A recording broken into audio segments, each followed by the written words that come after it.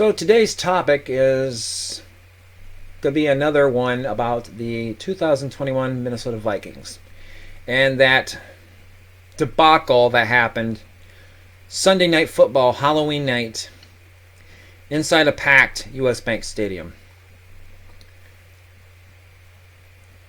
There's many words I could use to describe the outcome of this game. Embarrassed, disgusted.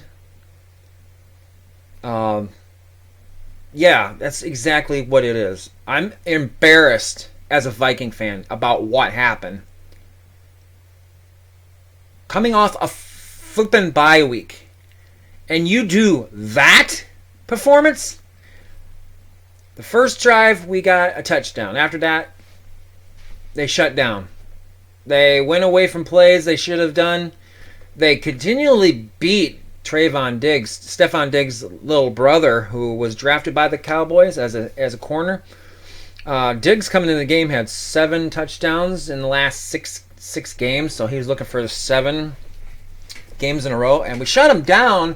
But the thing is, we stopped targeting him. We went other routes. We stopped going to Jefferson. We barely hit Thielen. They kept doing check down after check down to the freaking fullback for negative yards. Are you kidding me? They kept going to the backup tight end.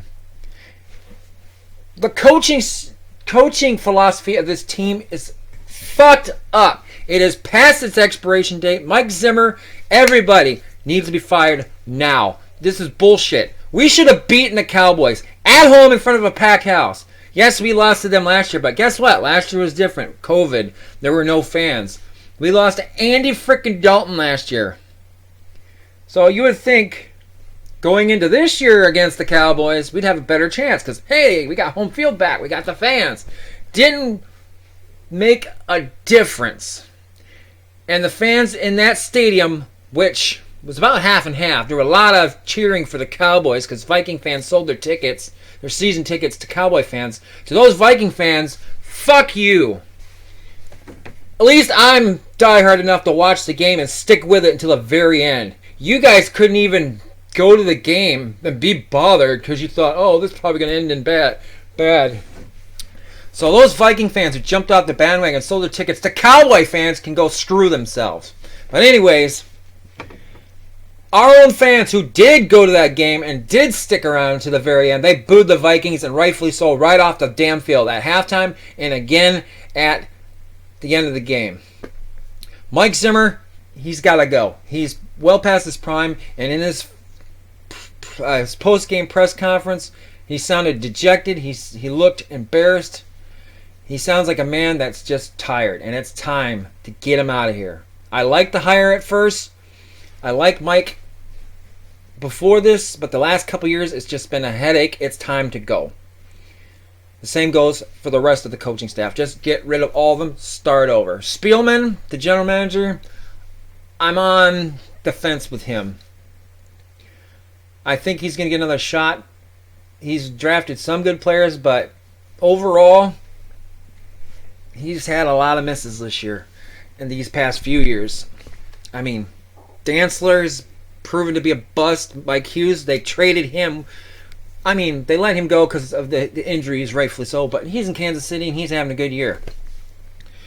Jeff Gladney, I'm not gonna harp on Spielman for that pick. We didn't know his character issues until this past spring when he beat up his girlfriend. He's now on, he's going to trial for that, so I don't give him crap for that, but he's had more misses than hits. He's had some good hits. I mean, Justin Jefferson's a freaking stud. We got freaking Harrison Smith. We've gotten Brian O'Neill, Eric Kendricks. We've had some good hits, but most of them have just been... It's time to change. And I'm just, after this game, enough is enough. I mean, let's go take a look at the stats of this game. And you'll see what I mean and how ridiculous things are with the Minnesota Vikings. All right, so here's the stats for the game. We lost 20-16. on a late touchdown by the Cowboys. And let's start with the stats, and then I'm going to go into the coaching issues, and then just wrap this whole thing up. So let's start with passing. Kirk Cousins, 23 for 35, 184 passing yards, 1 touchdown. Didn't throw a pick, but he got sacked. And that was, I think that was Darisaw that got burned. But, you know, I'm not going to harp on Darisaw. He's a rookie. And he's been playing lights out since he came in the first time a few weeks ago in his first start. He was pretty damn good, and he's been damn good. He just had the 1 sack. I'm not going to harp on Darisaw. He's a stud. So that's the one silver lining in this game. Darisaw's been playing pretty good except for the 1 sack he gave up. Justin Jefferson tried a Randy Moss-like pitch and throw, and it was an incomplete pass, so we're not going to worry about that. Dalvin Cook, 18 carries, 78 yards, no touchdowns. Kirk Cousins ran for 18 yards, no touchdowns. Madison, 5 yards, nothing. C.J. Ham, 1 carry, no yards. Let's go with receiving. Adam Thielen, 6 receptions, 78 yards. He had a touchdown. That was the first quarter. I think it was the very first play we did. So he was the only guy that had a touchdown. Conklin, 5 for 57. His long was 31. Justin Jefferson, 2 for 21. His long was 18, which burned Trayvon Diggs a couple times. KJ Osborne, 2 for 10. The one I want to show is right down here. CJ Ham, 3 receptions, 3 yards. Average of 1 yard. You want to know why it was only 3 yards? Because the first 2 that he got were negative yards, both. The positive one he got, the 9-yarder, is what got him to 3 yards positive. Dalvin Cook didn't have any catching yards, and Madison had -5 because they ran the same effing screenplay all damn day. Kirk Cousins had a fumble when he got destroyed, but I think he recovered that. Yeah, he recovered that. It's when he got sacked. I think he fumbled it, but he got the ball back, so that was good. Anthony Barr got a fumble recovery. I think Cooper Rush had a fumble. Yeah, he did.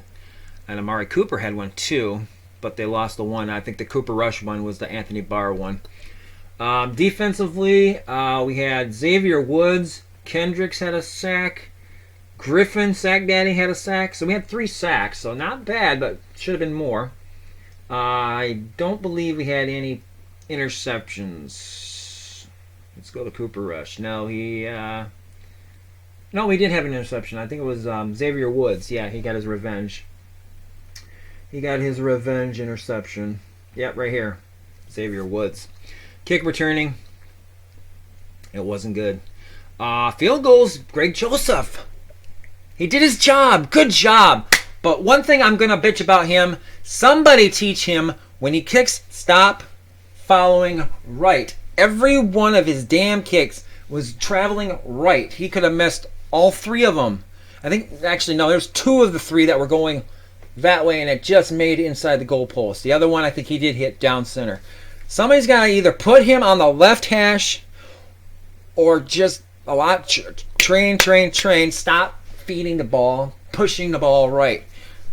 Greg Joseph's making me lose what little hair I have left. Jordan Berry, he's been a damn good punter. I'm not going to give him shit. He was awesome. I think he had only 1 punt that was not good. So now we've done the Vikings. Let's look at the Cowboys. I'm going to start with I'm going to start from the bottom. I'm going to start from rushing first. Rushing wise, we shut them down. And I think that's the Cowboys' fault because they should have went to Zeke more. He only had 50 yards. Tony Pollard was piling up on us pretty good. They used Tony, it seemed like, a lot more than Zeke. And I think the Cowboys kind of should have ran him more, but whatever.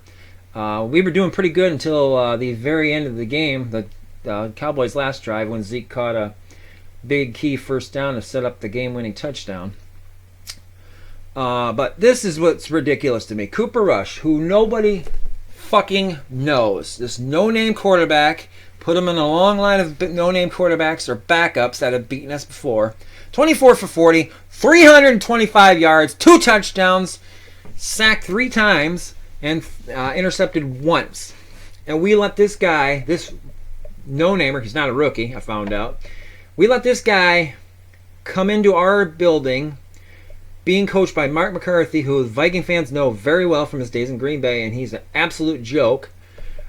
We let these dudes come into our stadium and we fucking lay an egg. This is the shit that gets people fired, and I think this is what needs to happen to Mike Zimmer and his entire coaching staff. I want everybody fired after this year. I want Zimmer to step down or be fired now. Give the job to Andre Patterson if you want. Let him be the interim manager like Leslie Frazier was when Childress got fired. But do not give him head coaching duties. We need to clean house, start fresh. We need a new offensive-minded coach. We need to rip it open. We need to open the playbook for whoever's going to be quarterback, whether it's Kirk Cousins, Kellen Mond, or a free agent quarterback who might become available. Who knows? Somebody might be out there. We need change, and it starts now. I'm tired of this crap. Viking fans are tired of this crap. It's time to end the Mike Zimmer era. That's all I got to say for now. Peace out.